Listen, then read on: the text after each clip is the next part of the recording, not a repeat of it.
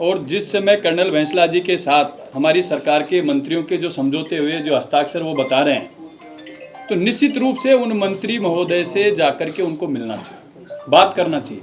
और मैं तो ये कहता हूँ, हम समाज के जितने विधायक हैं, हम सब से भी आपस में वो बात करके अगर सबको इकट्ठा करके इस मामले में ले जाना चाहें तो हम लोग तैयार हैं। पहले भी हमने मना नहीं किया। जब भी समाज के आरक्षण की बात आई, पिछले दिनों जब आरक्षण दोबारा, जब सचिन पायलट साहब भी डिप्टी सीएम थे उस समय, सीएमओ मीटिंग भी, हम लोग भी उस मीटिंग में थे, दोबारा विधानसभा में नोटिफिकेशन लेके आए, दोबारा आरक्षण लागू करवाया। और जब भी समाज को इस बात की आवश्यकता पड़ी है, हम पहले भी साथ थे, आगे भी साथ खड़े हैं। लेकिन इस समाज को राजनीति के षड्यंत्र का शिकार किसी व्यक्ति के लिए नहीं होने देंगे।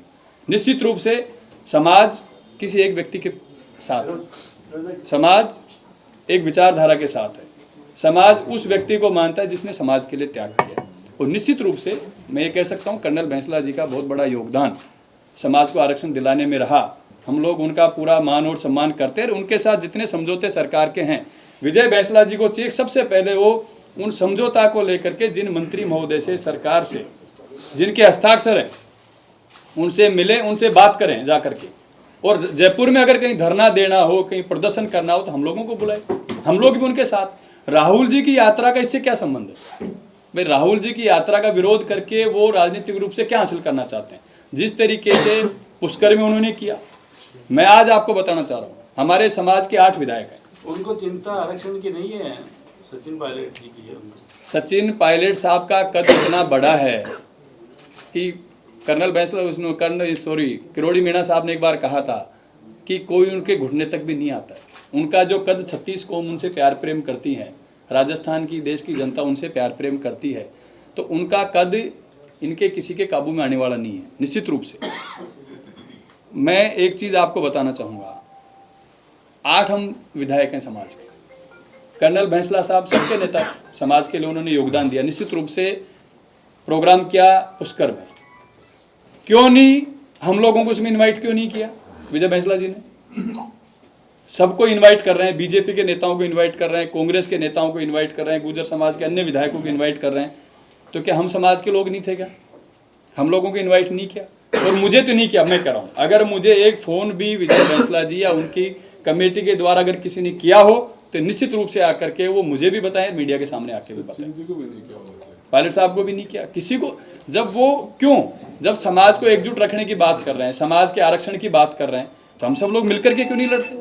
मिलकर के बात क्यों नहीं करना चाहते? जितनी विसंगतियां हैं, 233 की जो विसंगतियां हैं, उसके अलावा अन्य भर्तियों में जो विसंगतियां हैं, सबसे पहले चिट्ठी मैंने लिखी सरकार को। 233 के मामले में सबसे पहले चिट्ठी मैंने लिखी सरकार को। उस समय काम क्यों नहीं करते? क्यों नहीं जाते सरकार के पास? अपना बर्थडे मनाने तो सरकार के पास जाते हैं, और विसंगतियों को लेकर के राहुल जी की यात्रा का विरोध करना चाहते हैं। कहाँ का न्याय है भाई? खुलासा करें समाज के सामने कि वो कौन सी बंद कमरों में मीटिंगें करते हैं, उन मीटिंगों में क्या बातें करते हैं, पुष्कर में क्या षड्यंत्र रचा गया, उस षड्यंत्र का किस तरीके से पायलट साहब को बदनाम करने का जो षड्यंत्र उन्होंने किया, जनता ने उसका मुंह तोड़ जवाब भी दिया। तो निश्चित रूप से विजय बैंसला जी किसी की राजनीति का शिकार हो रहे हैं। मैं उनसे कहना चाहूँगा, समाज के नागरिक हैं, कर्नल बैंसला जी के सुपुत्र हैं, कर्नल बैंसला जी का बहुत सम्मान हमारी नज़र में है। उनको कहना चाहूँगा कि वो किसी की राजनीति के षड्यंत्र का शिकार नहीं है।